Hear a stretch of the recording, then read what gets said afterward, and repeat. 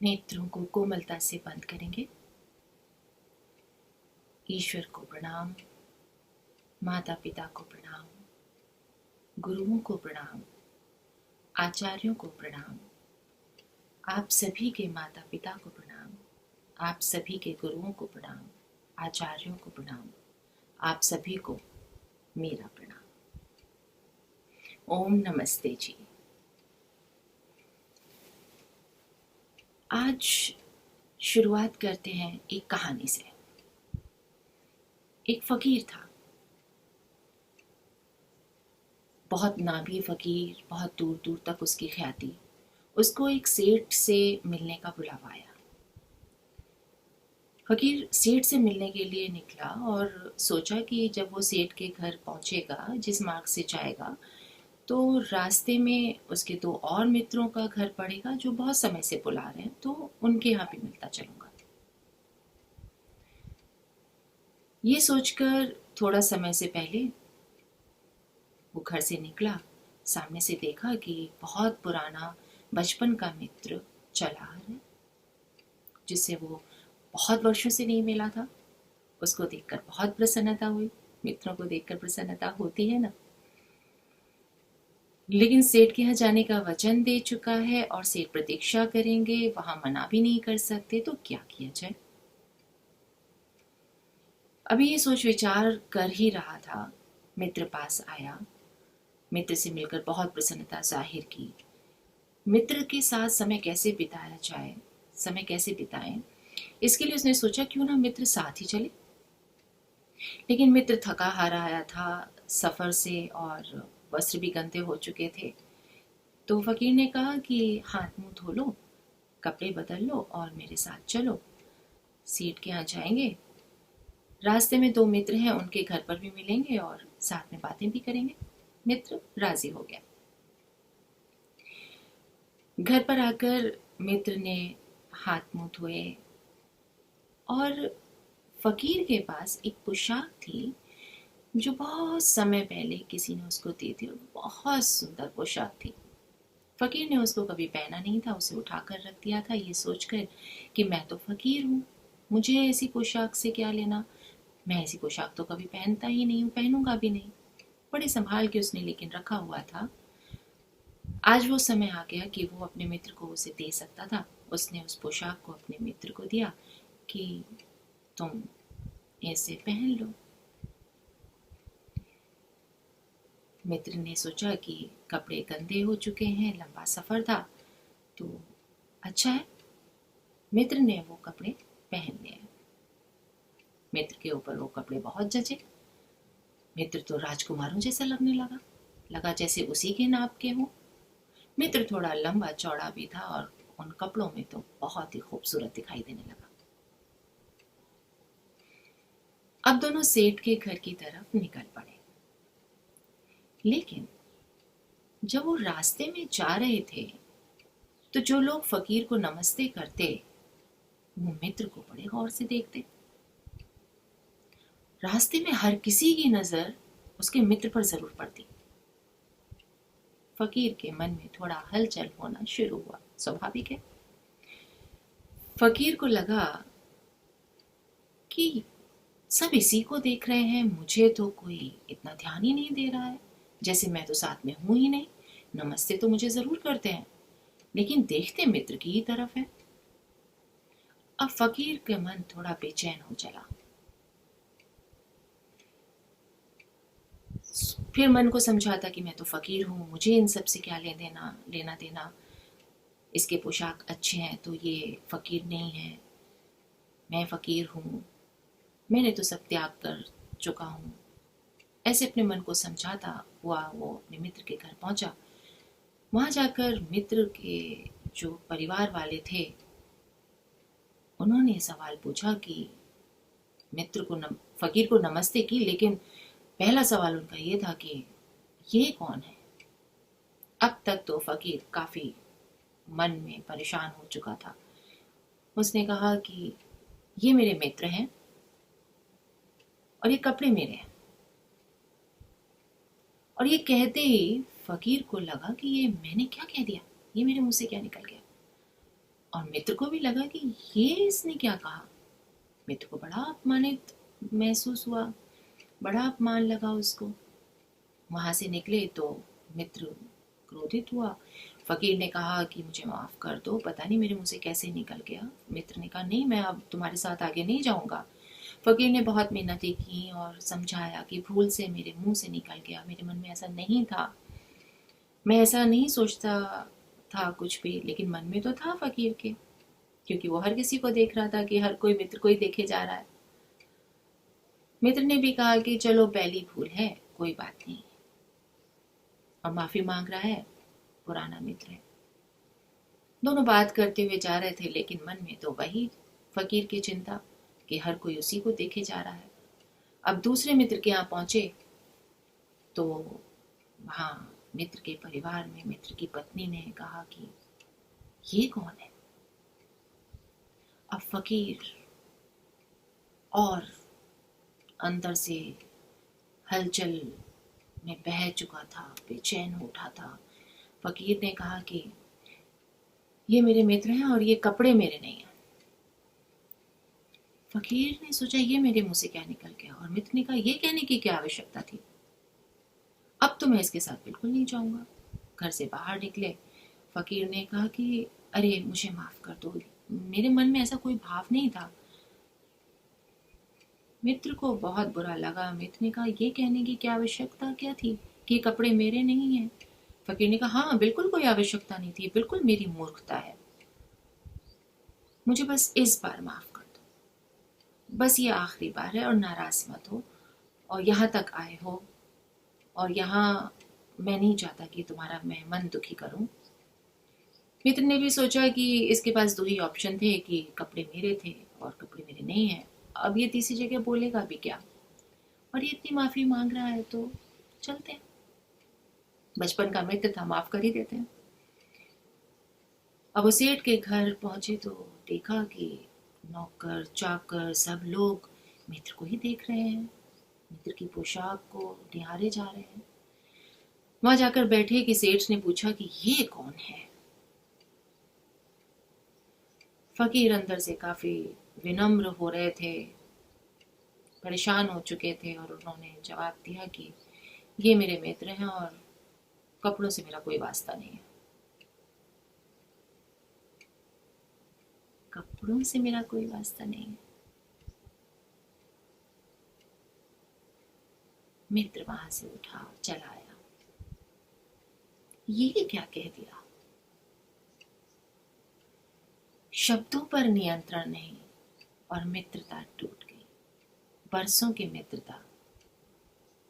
फकीर ने सोचा कि मैं फकीर हूं, मुझे पोशाक से क्या लेना देना, बरसों से ये रखी थी और मेरा से कोई वास्ता नहीं। लेकिन ये क्या, मन मन इतना कमजोर,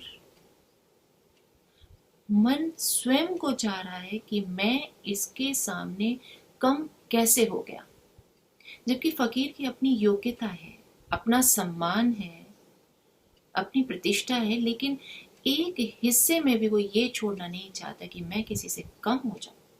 ऐसा कैसे हो सकता है, ये तो फकीर है, और हम ना चाहते हुए भी, ना चाहते हुए भी हमारे मुंह से कुछ शब्द ऐसे निकल गए कि संबंध टूट गए। शब्द संबंधों को जिंदगी देते हैं या जिंदगी ले लेते हैं। जिंदगी ले लेना मतलब हत्या नहीं है, किसी को जान से मार देना ही नहीं है, किसी को मानसिक रूप से दुख दे देना भी, भावनात्मक रूप से दुख देना भी, भावनाओं को आहत कर देना भी हत्या से कम नहीं है। किसी के विश्वास को अपने शब्दों से तोड़ देना भी, किसी की खुशियों को अपने शब्दों से खत्म कर देना भी हत्या से कम नहीं है। शब्दों में इतनी शक्ति होती है जो किसी की दुनिया को बना सकती है और बिगाड़ भी सकती है। हमारे शब्द दूसरों के स्वास्थ्य पर प्रभाव डालते हैं। हमारा व्यवहार दूसरों के स्वास्थ्य पर प्रभाव डालता है। तो ये जानना है कि कहीं हम अनजाने में हिंसा तो नहीं करते जा रहे हैं। ईश्वर ने इतने सुंदर सुंदर शब्द कहे हैं जो सबसे बेहतर हैं। ईश्वर के द्वारा कहे गए शब्द सबसे बेहतर हैं।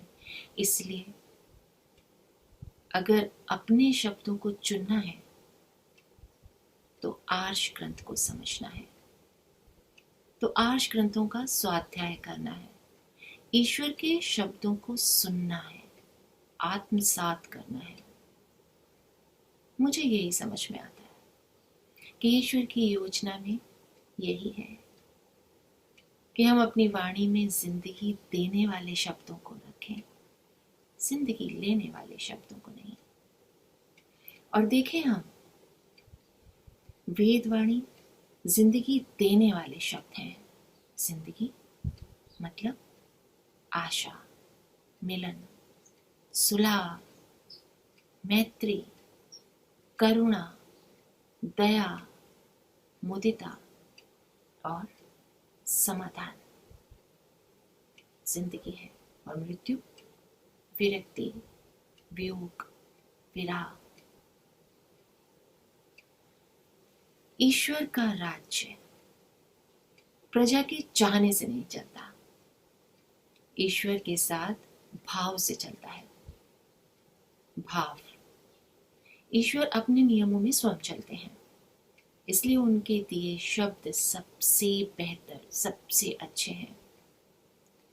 इनमें पॉजिटिविटी या नेगेटिविटी, ये चुनाव हमारा हो सकता है।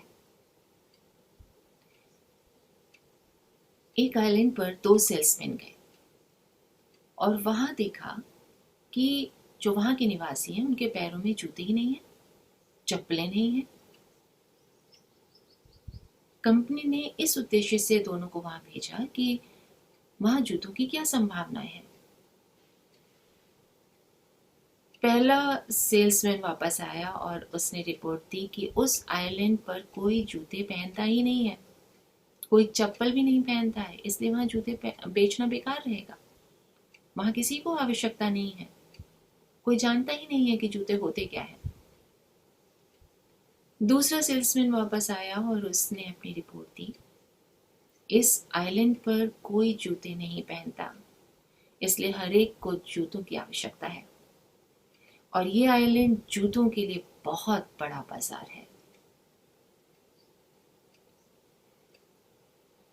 हम संभावनाओं में झांकने वाले शब्दों को देखें या मर रही संभावनाओं को दिखाने वाले शब्द, या ना हो सकने वाली संभावनाओं को, या ना हो सकने वाली संभावनाओं पर ध्यान दें,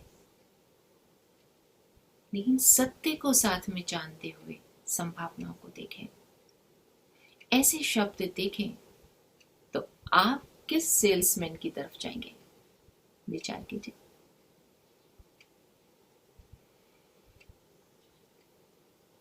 एक अच्छा रिश्ता एक सच्चे विश्वास के साथ चलता है, और अगर कोई व्यक्ति अपने विश्वास को खो चुका है, जो व्यक्ति विश्वास खो चुका है, उसे वापस पाने के लिए क्या करे? उसे अपना सच्चा अपराध स्वीकार करना होगा, और अच्छी तरह से स्वीकार किया गया अपराध आशा पैदा करता है, विश्वास पैदा करता है। स्वीकार करने से हम अपने संबंधों को बचा लेते हैं, अपनी दुनिया सुरक्षित कर पाते हैं। यदि हम गलत हैं और जानते भी हैं, यदि गलत नहीं है तो भी विनम्र रहकर अपनी बात को समझाने का प्रयास कर सकते हैं। सही और सच्चे शब्द हमें कष्ट पहुंचा सकते हैं, लोग हमें गलत साबित कर सकते हैं, लोग हमारा अपमान कर सकते हैं या करवा सकते हैं, लेकिन ईश्वर कभी झुकने नहीं देते। ये ईश्वर पर विश्वास है।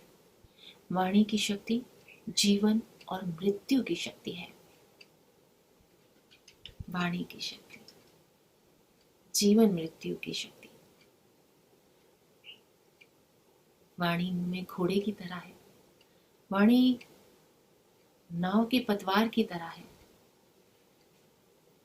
लेकिन जब बड़ी चीजें घटती हैं तब शब्द बोले ही जाते हैं, बोलने ही होते हैं। प्रार्थना ऐसी ही एक महत्वपूर्ण शब्द है, ईश्वर की तरफ से दिया हुआ शब्द, सही और सच्चा, विश्वसनीय शब्द। कार की स्टीयरिंग या नाव की पतवार बड़े से बड़े जहाज को मोड़ देता है, तो सच्ची प्रार्थना में शक्ति है। और ये प्रार्थना व्यक्ति के मन से अपने मैल को निकाल देने की शक्ति रखती है। लेकिन शर्त यह है कि वो प्रार्थना सच्ची हो। विवाह में दो लोग और दोनों के बीच में बोले गए शब्द दोनों के संबंध को ऊंचाई तक ले जा सकते हैं, माता पिता के रूप में दिव्यता दे सकते हैं। बच्चे अपनी पढ़ाई की समस्याओं से जूझ रहे हैं, स्कूल में जूझ रहे हैं और समझिए कि एक तरह की लड़ाई भी लड़ रहे हैं। क्या घर में भी उन्हें ऐसा ही संघर्ष करने को मिल रहा है? क्या ऐसे ही ताने सुनने को मिल रहे हैं? जो एक बच्चा फूल की तरह बड़ा हो रहा है और जिसे दुनिया में विजयी होना है, दुनिया का डटकर सामना करना है, प्रेम को फैलाना है, तो ऐसे बच्चे को हम माता पिता के रूप में क्या दे रहे हैं? क्या हम ऐसे बच्चे को संघर्ष वाली दुनिया में ही बड़ा कर रहे हैं? यदि ऐसा कर रहे हैं तो वो बच्चा पहले ही थक चुका होगा। हमारे आसपास हमारे साथी जो लोग थक रहे हैं, जो जिंदगी से थका हुआ महसूस कर रहे हैं, हारता हुआ महसूस कर रहे हैं, ऐसे थके हुए लोगों के लिए जिंदगी देने वाले शब्द हमारे पास हो। उदाहरण के तौर पर देखिए कि एक गाड़ी आगे जा रही है और बहुत बुरी तरह से ड्राइविंग कोई कर रहा है। पीछे चलने वाली गाड़ी के ड्राइवर को बहुत गुस्सा आता है, त्योरियां चढ़ जाती हैं, चेहरा गुस्से से तमतमा जाता है और उसे लगता है कि अभी वो इस ड्राइवर को बाहर निकाले और सुना दे दो चार बातें ढंग से। मन में चिड़चिड़ाहट भरे हुए, गुस्सा भरे हुए पीछे वाला ड्राइवर अपनी गाड़ी की स्पीड बढ़ाता है। लेकिन जैसे ही वो आगे वाली गाड़ी की पास पहुंचता है, गाड़ी पर कुछ ऐसे शब्द लिखे हुए देखता है कि उसका सारा गुस्सा ठंडा हो जाता है, चेहरा शांत हो जाता है, दिल में दया उठ जाती है, करुणा भर जाती है। वो अपनी गाड़ी की स्पीड थोड़ी और बढ़ाता है और उस गाड़ी के ड्राइवर के बराबर में पहुंचकर गाड़ी के ड्राइवर की तरफ खिड़की खोलकर इशारा करता है, अपना अंगूठा ऊपर करते हुए कहता है, बहुत अच्छे, वेलकम। मुस्कुरा के ये दो शब्द कहकर वो व्यक्ति आगे निकल जाता है और जो गाड़ी खराब चला रहा था वो व्यक्ति तनाव से निकल जाता है, उसके अंदर कॉन्फिडेंस आ जाता है। ऐसा क्या उसने पीछे पढ़ लिया था? क्या था ऐसा जिससे उसका सारा गुस्सा शांत हो गया? बल्कि उसने गुस्सा तो किया ही नहीं, आत्मविश्वास वाले शब्द भी बोले। उस गाड़ी पर पीछे लिखा हुआ था, क्षमा करें, मैं दिव्यांग हूं।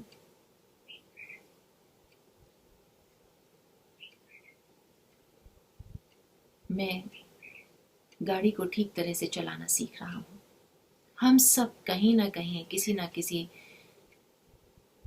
तरह से संघर्ष से जूझ रहे हैं, किसी न किसी समस्या का सामना कर रहे हैं, किसी न किसी समस्या का मुकाबला कर रहे हैं। अपने ही ढंग से हम में से हर कोई मुकाबले में लगा है, थक रहा है, हारा हुआ महसूस कर रहा है, फिर आगे बढ़ने की कोशिश कर रहा है। क्या हम सब अपने अपने ऊपर कोई ना कोई टैग लगाएं? तभी हमारे दिल में करुणा आएगी, तभी हम उसे पढ़ेंगे और देखेंगे, ओह अच्छा ये इस बीमारी से जूझ रहा है, ओह अच्छा ये इस समस्या से जूझ रहा है। क्या तभी हमारे शब्द जिंदगी देने वाले होंगे? क्या तभी हम समझेंगे कि हमें दूसरों को आत्मविश्वास देना है, दूसरों को संबल देना है, दूसरों को जिंदगी देने वाले शब्द देने हैं? क्या तभी मेरे पास वो ऐसे शब्द होंगे? जब एक व्यक्ति अपने कार्य पर जाने के लिए घर से बाहर निकलता है तो उसकी समस्या सड़क से शुरू हो जाती है। सड़क से लड़ते लड़ते, जूझते जूझते ऑफिस पहुंचता है, कलीग से जूझता है, सबॉर्डिनेट से उलझता है, बॉस से डांट खाता है, कार्य को ठीक से नहीं कर पाता। तो जब कार्य ठीक नहीं होता तो खुद में ही असुरक्षित महसूस करता है, क्योंकि वह व्यक्ति जानता है कि वो उसने गलत कर दिया है। तो वो कहीं ना कहीं कमज़ोर पड़ता है। तब ऐसे में उसे और कमज़ोर कर देने के बजाय बॉस से उसे प्रोत्साहन करने वाले शब्द मिले, ना कि ताड़ना वाले शब्द, ना कि नौकरी से निकाल दिए जाने वाले शब्द जो कि उसे और कमज़ोर कर देंगे। ऐसे में अधिकारी के पास जिंदगी देने वाले शब्द हों, कलीग के पास जिंदगी देने वाले शब्द हों, ये हम कर सकते हैं। इसमें कोई मुश्किल नहीं है। बस थोड़ा सा ध्यान ही तो रखना है कि हमें उसकी वो ना लिखी हुई टैग लाइन पढ़नी है जो उसके जीवन में कहीं ना कहीं छुपा हुआ भावनात्मक रूप से अपनी जिंदगी में दुखी है। उसे करुणा चाहिए, दया चाहिए, प्रेम चाहिए, प्रोत्साहन चाहिए। मुस्कुराकर थके हुए लोगों के लिए शब्द चुनिए, अपने पास रखिए। पति पत्नी को प्रोत्साहित करे, पत्नी पति को प्रोत्साहित करे, क्योंकि जब वो बाहर से लड़कर आ रहा है, संघर्ष करके आ रहा है, तो क्या उसे घर में भी ऐसे ही संघर्ष वाले शब्द चाहिए? क्या उसे अपमान देने वाले शब्द चाहिए? छोटा दिखाने वाले शब्द चाहिए? कमजोर कर देने वाले शब्द चाहिए? उसके आत्मविश्वास को तोड़ देने वाले शब्द चाहिए? नहीं। तो कैसे शब्द चाहिए?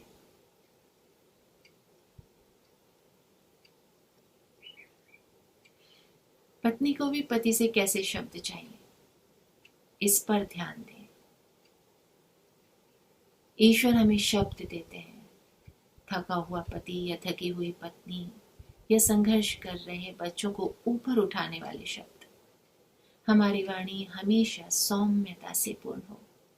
ईश्वरीय प्रभाव, ईश्वरीय शब्द, उच्च आत्माओं का प्रभाव हमारी वाणी में झलके।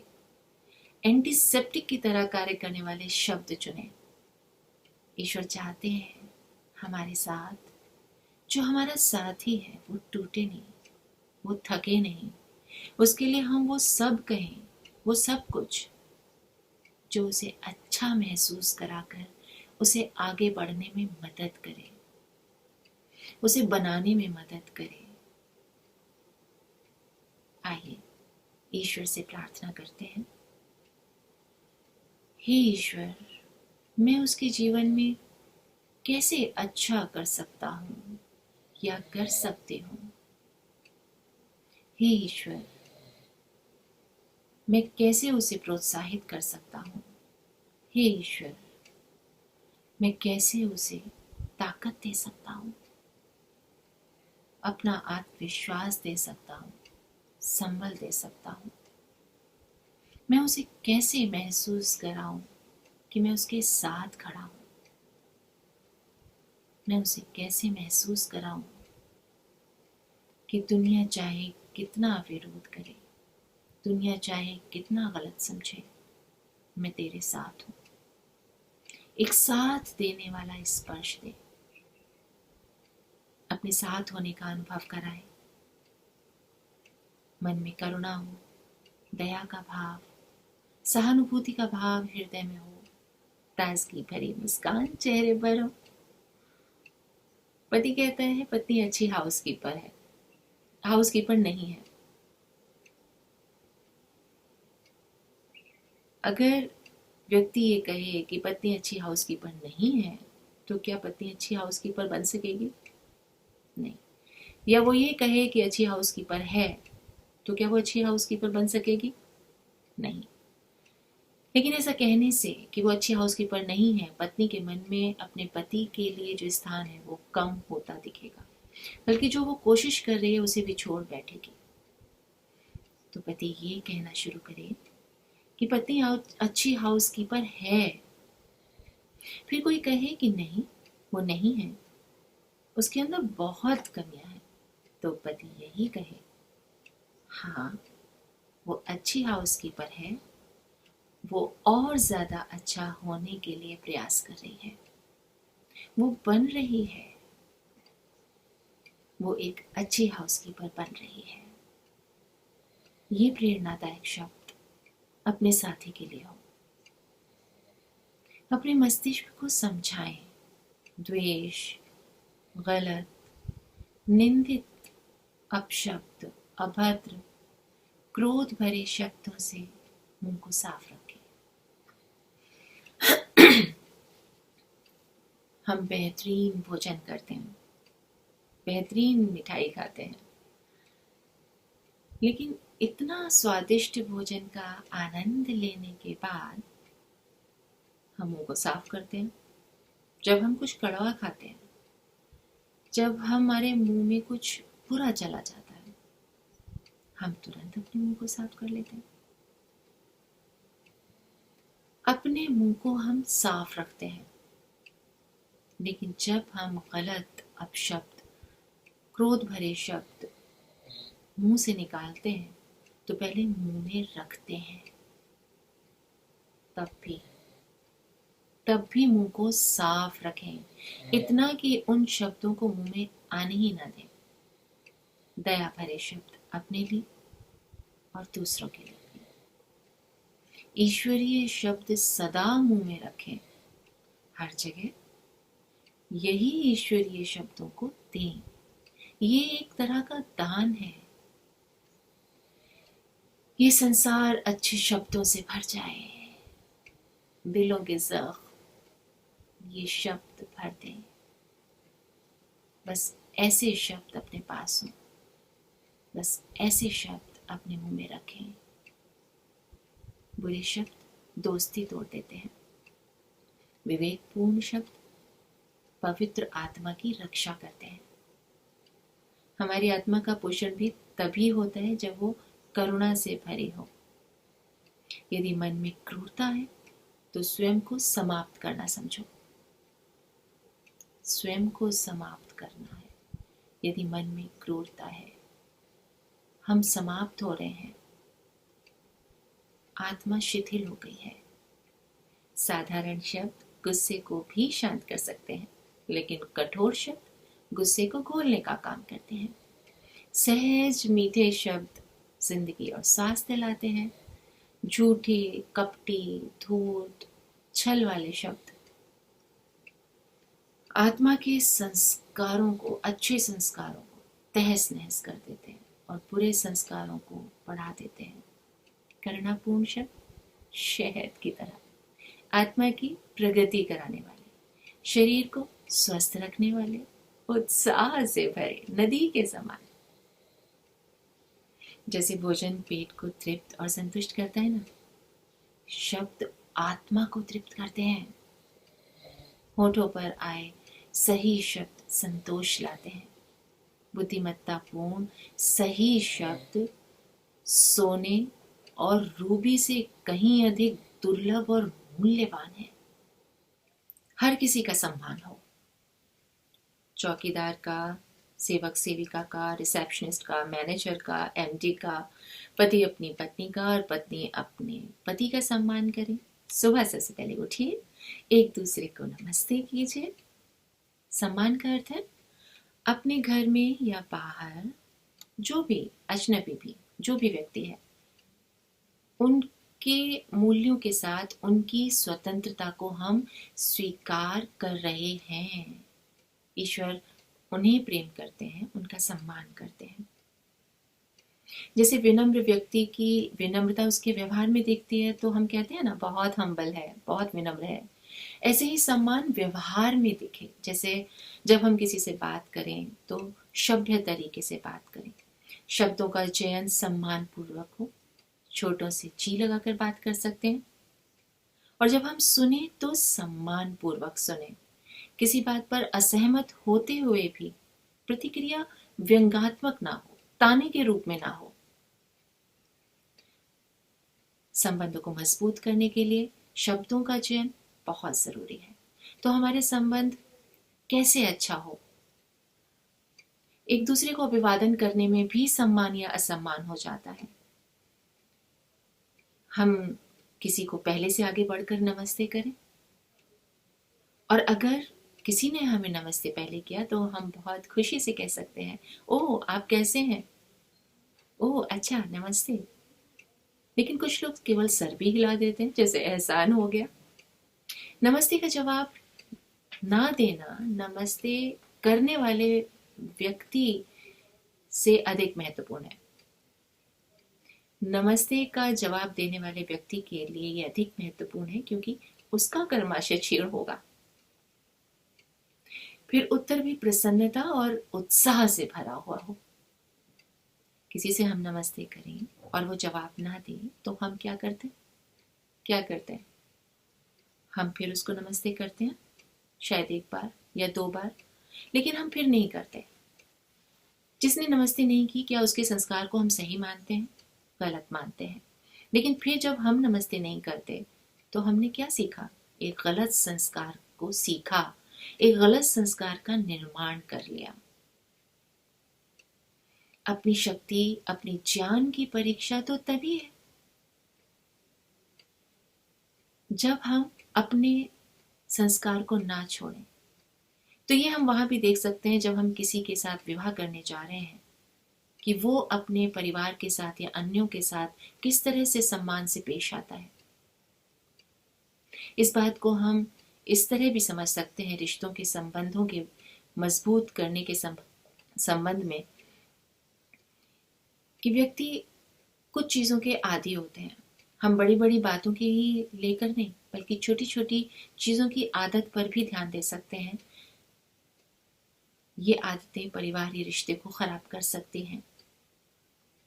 टीवी देखने की आदत, गैजेट्स की आदत, अगर नियंत्रण नहीं है तो वो व्यक्ति उस शहर की तरह है जिसकी दीवारें ढह रही हैं। एक ऐसा शहर जिसकी सुरक्षा नहीं है, और ऐसा व्यक्ति अपने से प्यार करने वालों को खो देगा। तो मैं कैसा हूं, खुद को ये देखना है कि मैं अपनी क्षमता और ईमानदारी से संबंधों में मजबूती लाने का प्रयास कर रहा हूं। हम किसी चीज के आदी ना हो, हम ईमानदारी से करें। यहां तक कि झाड़ू लगाने का काम भी ईमानदारी से किया जा सकता है। हाँ, लोग धन्यवाद करेंगे उसका जिसने शहर की सड़कों को साफ किया। शहर स्वच्छ होगा, बच्चे और वृद्ध बीमारियों से दूर होंगे। शहर धन्यवाद करेगा, व्यक्ति को दुआएं मिलेंगी, जीवन खुशहाल होगा। ईमानदारी से काम करने से पुण्य कर्माशय बनेगा, देश के लिए काम करने का अवसर मिला है, और संस्कार अच्छे बनेंगे। क्या ये कम बड़ी दौलत है? तो छोटे से छोटे काम में भी मैं देश की सेवा कर सकता हूँ, अपने रिश्तों के मजबूत करने का कार्य कर सकता हूँ। मेहनती हाथ दौलत लाते हैं, ये कहावत हमने सुनी है, लेकिन ये दौलत केवल धन के रूप में नहीं, संस्कार के रूप में भी मिलती है, पुण्य कर्माशय के रूप में भी मिलती है। कुछ संबंधों को मजबूत करने के लिए हम इस तरह भी देख सकते हैं कि व्यक्ति कुछ हार्ड वर्किंग होते हैं, बहुत मेहनत से काम करते हैं। ऐसे व्यक्तियों के साथ 10, 20, 40, 50 साल बाद भी हमारे रिश्ते मजबूत होते हैं। लेकिन हार्ड वर्किंग का मतलब है अपने कार्य को पूर्णता से, सफलता से, अपनी पूरी क्षमता से, ईमानदारी से करना और संतुष्ट होना। हार्ड वर्किंग का मतलब वर्कहॉलिक होना नहीं है। वर्कहॉलिक हर समय काम के बारे में सोचते हैं, काम करते हैं, लेकिन उसमें कहीं परिवार को पीछे छोड़ देते हैं। ये भी एक तरह का नशा है। वर्कहॉलिक को भी एडिक्शन में रखा जा सकता है, क्योंकि वो केवल अपने बारे में सोच रहे हैं, अपनी संतुष्टि के बारे में सोच रहे हैं। वो परिवार का नाम लेकर अपनी आदत में लगे होते हैं, वो अपनी यश और अपनी प्रतिष्ठा के लिए कर रहे होते हैं। इनका माइंडसेट फिक्स नहीं होता, ये मेंटल सेट को तोड़ नहीं सकते, लेकिन हार्ड वर्किंग लोग मेंटल सेट को तोड़ने वाले होते हैं। यदि कोई कार्य वश का नहीं है तो हार्ड वर्किंग लोग उस बने बनाए पैटर्न को तोड़कर आगे की सोचते हैं और अपनी व्यक्तिगत उन्नति करते हैं, पर्सनल ग्रोथ करते हैं, फ्लेक्सिबल माइंडसेट वाले होते हैं।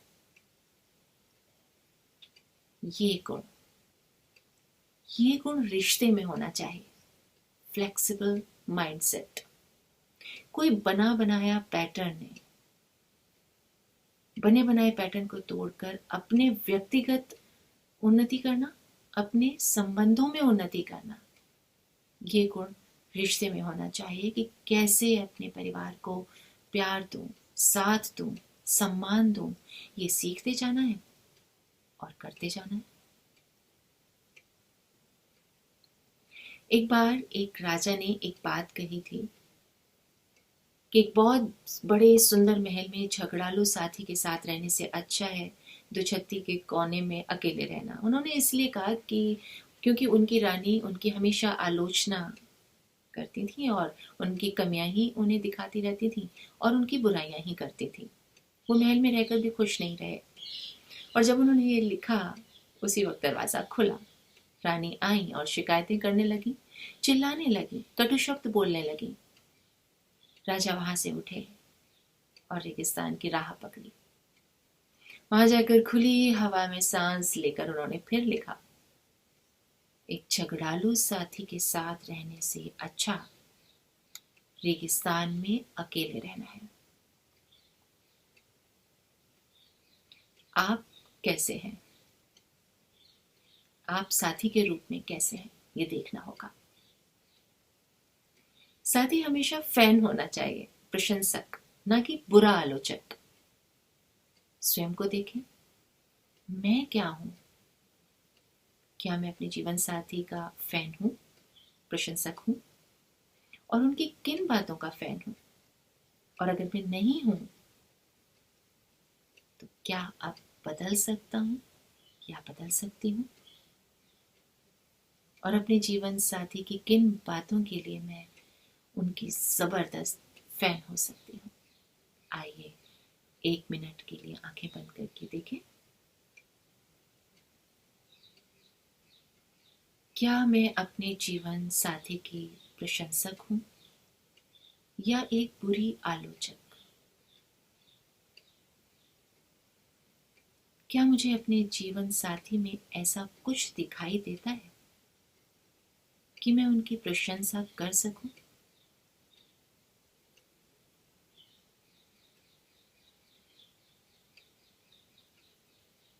और अगर मुझे दिखाई नहीं देता तो क्या मैं खुद को बदल सकती हूँ?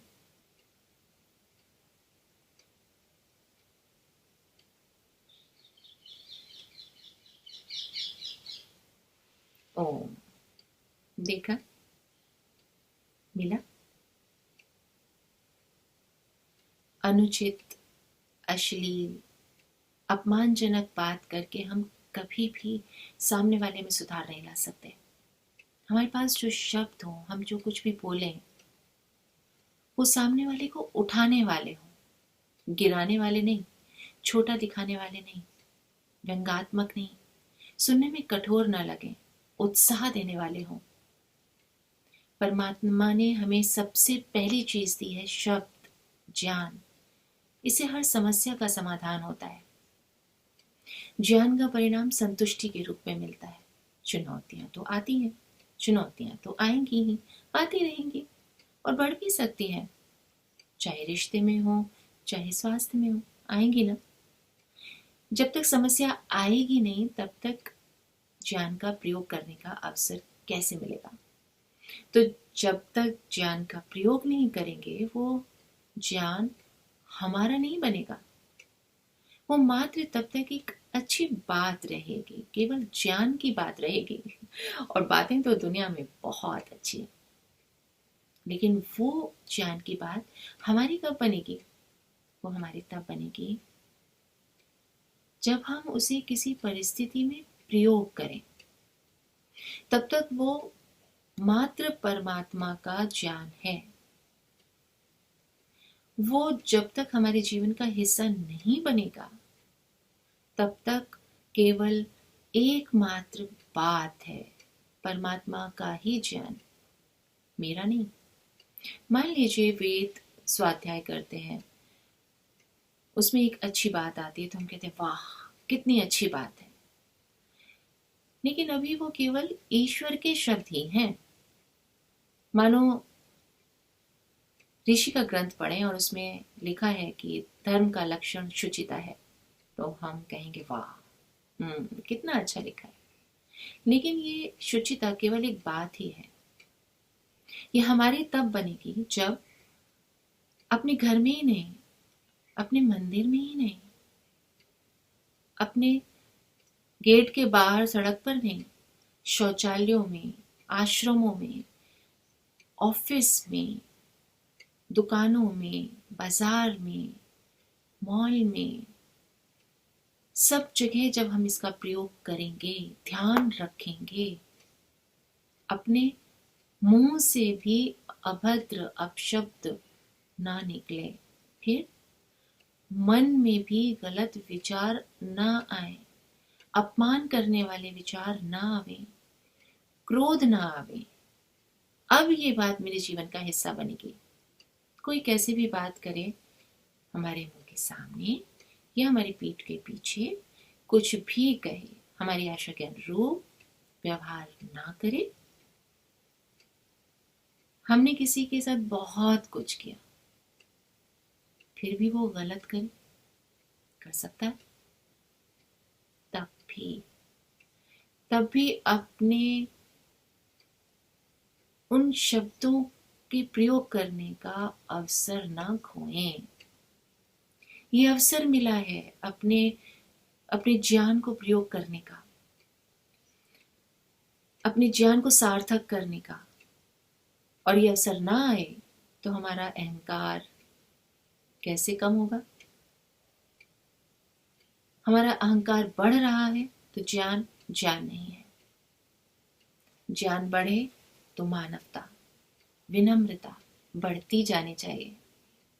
हम लोगों को आगे करें, मैं दिखूं, मेरी ही चर्चा हो, ये विनम्रता नहीं है। जो आत्मा विनम्र है उसकी आत्मा में ज्ञान बढ़ रहा है, उसे दूसरों से सम्मान पाने की कोई चाहत नहीं होगी, वो तो बस देने में लगा है। ये हमारे ऊपर शुद्धता का प्रभाव है। और सम्मान पाने की अपनी अपनी सबकी सीमा है। कोई कहे कि मुझे खड़े होकर सम्मान नहीं किया, कि कोई कहे कि मेरे केवल घुटनों को छुआ, मेरे चरण स्पर्श नहीं किए। सबकी अपनी अपनी परिभाषा, सबकी अपनी अपनी सीमाएं सम्मान की हो सकती हैं। बुखार की तरह सबका एक पैरामीटर नहीं हो सकता कि इतना आया तभी बुखार माना जाएगा, तो इतना किया तो तभी अपमान माना जाएगा। सम्मान और अपमान की सबकी अपनी अपनी सीमा, अपनी अपनी सहन शक्ति होती है और हो सकती है।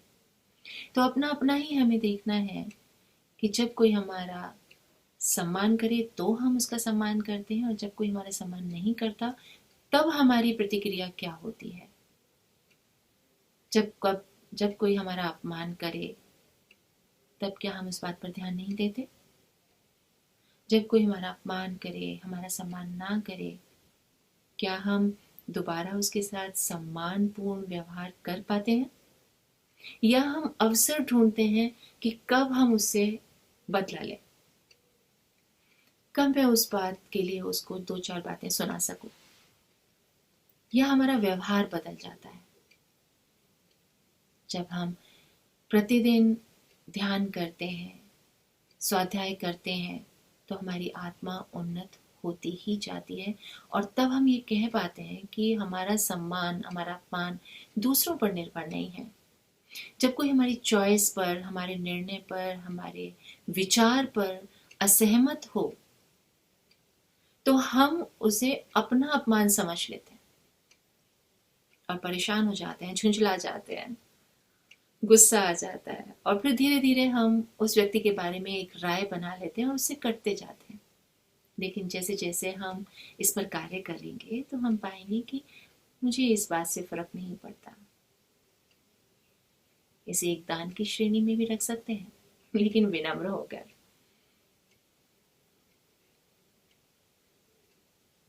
अब हमें ये समझ में आता है कि दरअसल सम्मान या असम्मान मेरी दृष्टि में है। दूसरों के संस्कार जो हमें कई बार अजीब लगते हैं या गलत लगते हैं, वो वास्तव में उनकी वास्तविकता है, और वो संस्कार किसी न किसी कारण से उनके बने हैं। क्योंकि जो संस्कार हमारे अंदर नहीं होता और दूसरों में दिखाई देता है, तो हम ये सोच नहीं पाते कि ऐसा कोई कैसे कर सकता है। हमारे मन में ये कई बार प्रश्न आता है कि कोई ऐसे कैसे करता है। लेकिन जीवन की घटनाओं से, माता पिता के प्रभाव से, किसी न किसी जन्म में या इस जीवन में ही कुछ तो ऐसा हुआ है कि वो उसके जीवन का संस्कार बन गया। ऊंची आवाज में बोलना, दूसरों को हमेशा रिजेक्ट करना, दूसरों को हमेशा मूर्ख समझना, दूसरों से बहुत ज्यादा अपेक्षा रखना, इसे ऐसा करना चाहिए, इसे वैसे करना चाहिए, हम अपनी समझ से सबको चलाना चाहते हैं। ये सब देखकर मन में प्रश्न उठ सकता है, इसमें इतनी भी अक्ल नहीं है, कोई ऐसे कैसे कर सकता है। और मन में क्या स्थिति होती है, उस व्यक्ति को हम अपने से कमतर समझने लगते हैं कि व्यक्ति ऐसे कैसे सोच सकता है, ऐसे तो कोई नहीं सोच सकता, ऐसे तो कोई नहीं कर सकता। तो दर्शन हमें समझाता है कि किसी न किसी जीवन में संस्कार बन गया, तब हम उसके साथ नफरत करते हैं या उसके आलोचक बन जाते हैं या उसके साथ हमारा व्यवहार बदल जाता है। और जब कभी ऐसा होता है तो हमारा रिश्ता बदल जाता है, हमारे मन पर बोझ आ जाता है, हम दूसरों के संस्कार देखकर डिस्टर्ब ना हो, प्रभावित ना हो। तो जब हम ऐसा करते हैं तब ये भी हम दूसरे को सम्मान ही दे रहे होते हैं, और जब हम डिस्टर्ब हो रहे होते हैं तब हम खुद का भी अपमान ही कर रहे होते हैं। क्या हम खुद का अपमान करना चाहते हैं कभी भी?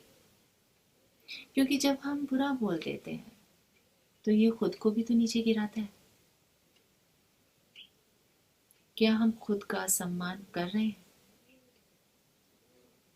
दूसरे हमारा सम्मान करें, हमारा सारा ध्यान इसी पर रहता है। गलत खाना खाना, सिगरेट, तंबाकू, अधिक बोलना, व्यर्थ बोलना, गलत चिंतन, इन सब से हम अपनी आत्मा का सम्मान कर रहे हैं या अपमान? चिड़चिड़ा ना हो, प्रसन्न रहूं, बुरी बातों को हंसी में उड़ा सकूं, मेरे आत्मा इतनी सशक्त हो। पहले आत्मा अपना मूल्य समझे, अपने शरीर का मूल्य समझे, तब दूसरी आत्मा का मूल्य समझेगा। फिर प्रकृति और आत्मा का सम्मान हो सकेगा।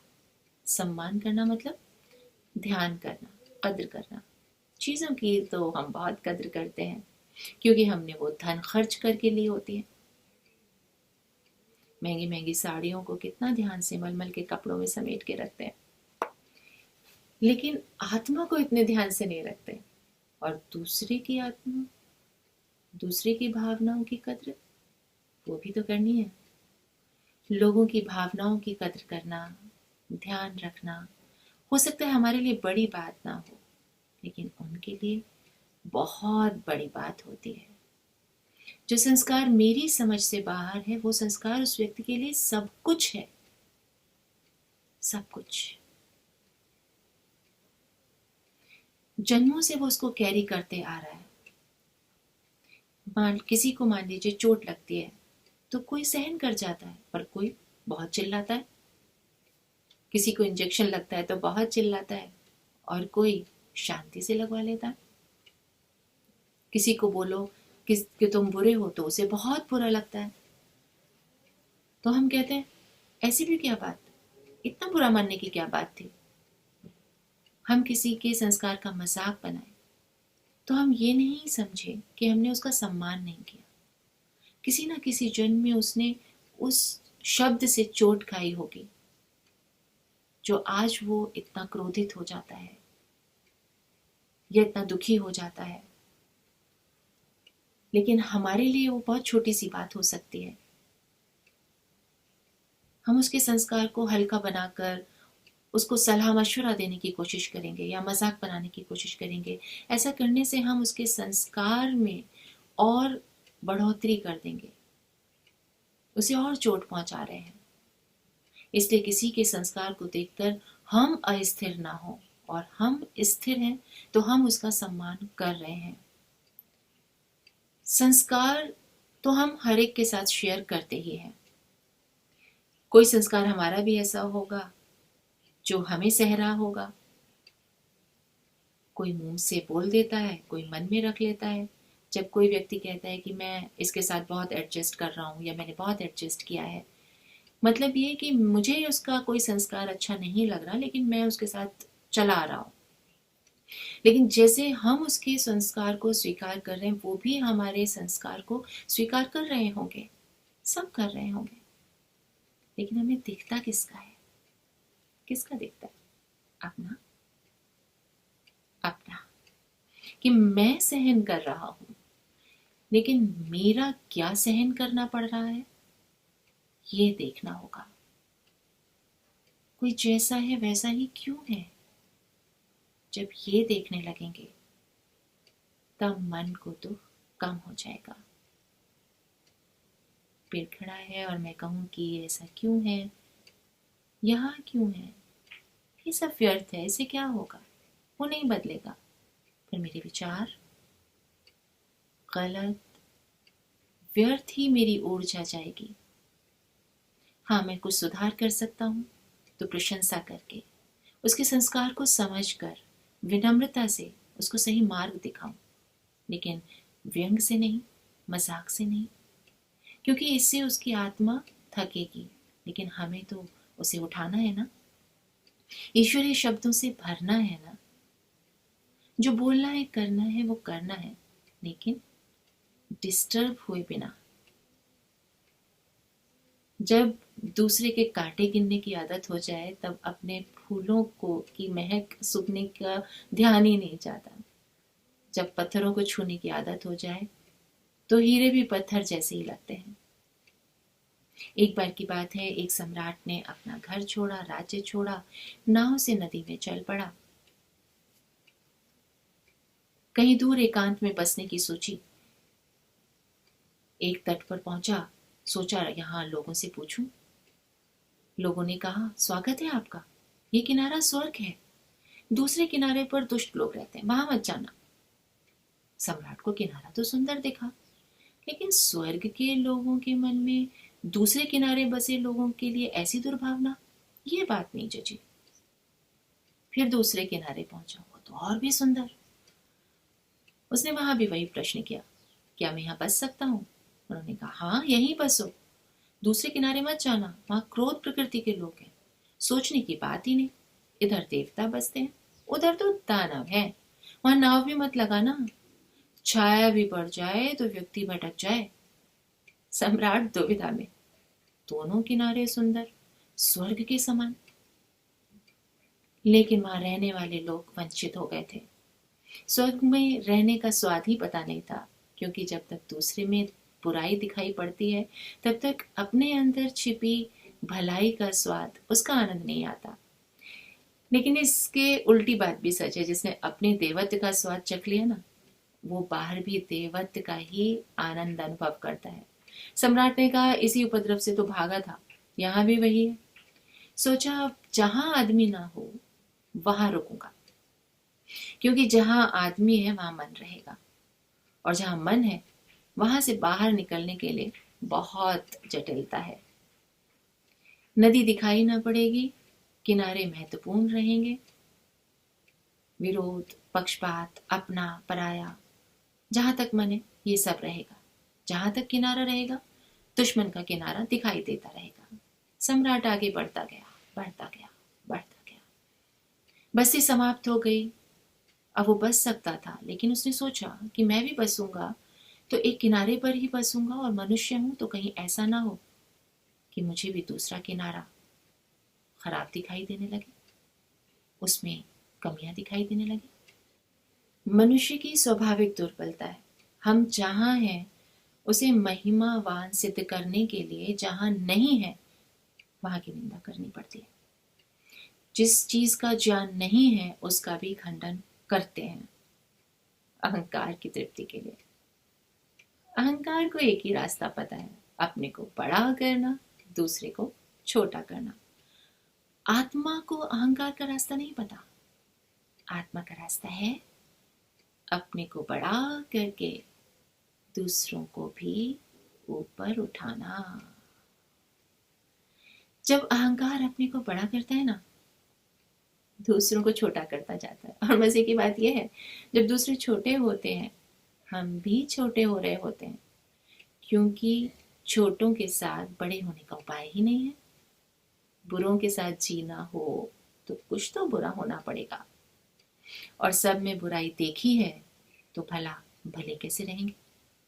शायद बुरे होने में सुविधा चाहते हैं, इसलिए दूसरे में बुराई देख पाते हैं। दूसरों को छोटा दिखाकर अपना बड़ा होना महसूस हुआ।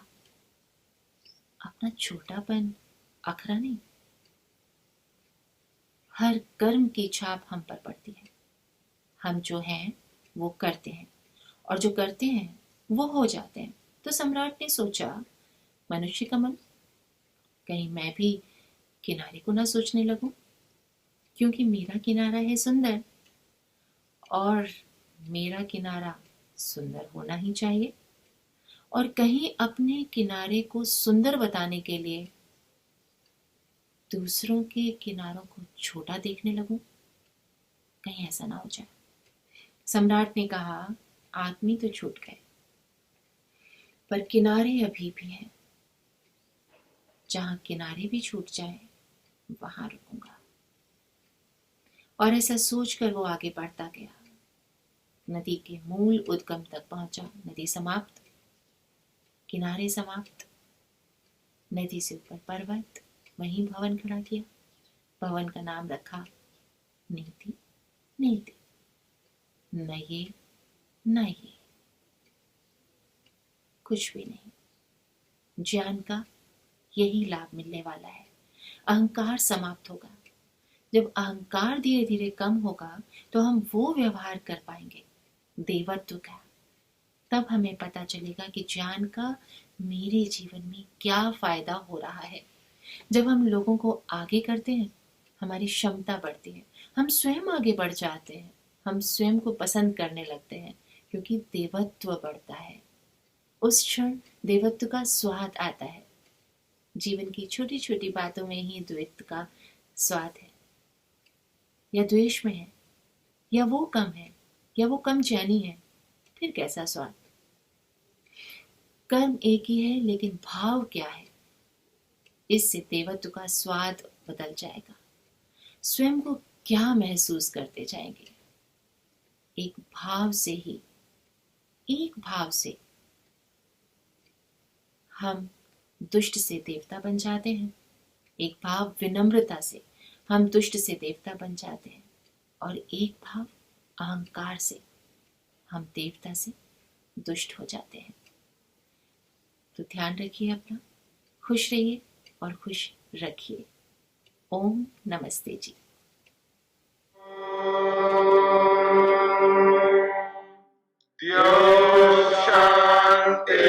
शान्तिरन्तरिक्षं शान्ति पृथिवी शान्तिरापः शान्तिरोषधयः